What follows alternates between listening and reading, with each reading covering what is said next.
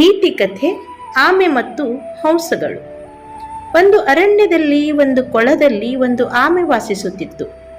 ಅದೇ ಕೊಳದಲ್ಲಿ ಎರಡು ಹಂಸ ಪಕ್ಷಿಗಳೂ ಬರುತ್ತಿದ್ದವು. ಅವು ಮೂವರು ಒಳ್ಳೆಯ ಗೆಳೆಯರಾಗಿದ್ದವು.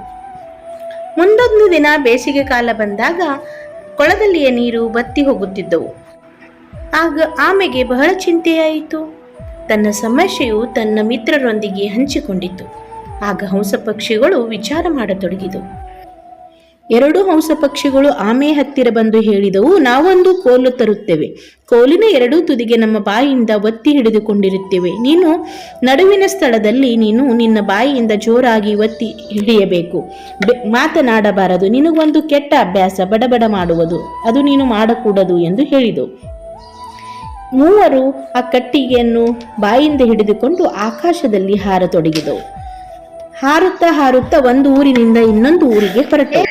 ಮೂವರು ಆಕಾಶದಲ್ಲಿ ಹಾರುವುದನ್ನು ನೋಡಿ ಊರಿನಿಂದ ಊರಿಗೆ ಹೋಗುವಾಗ ಜನರೆಲ್ಲರೂ ಅಚ್ಚರಿಚಕಿತವಾಗಿ ಆಕಾಶದತ್ತ ನೋಡುತ್ತಾ, ನೋಡಿ ನೋಡಿ ಹಂಸ ಪಕ್ಷಿಗಳ ಜೊತೆಗೆ ಆಮೆಯು ಸಹಿತ ಹಾರಾಡುತ್ತಿದೆ, ನೋಡಿ ನೋಡಿ ಎಂದೆಲ್ಲರೂ ನಗತೊಡಗಿದರು.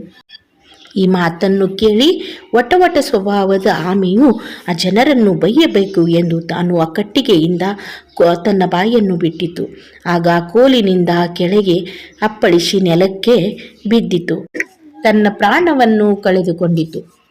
ಈ ಕಥೆಯ ತಾತ್ಪರ್ಯ ಏನು ಮಕ್ಕಳೇ? ನಾವು ಯಾವಾಗಲೂ ಸರಿಯಾದ ಸಮಯದಲ್ಲಿ ಮಾತ್ರ ಮಾತನಾಡಬೇಕು. ಧನ್ಯವಾದಗಳು.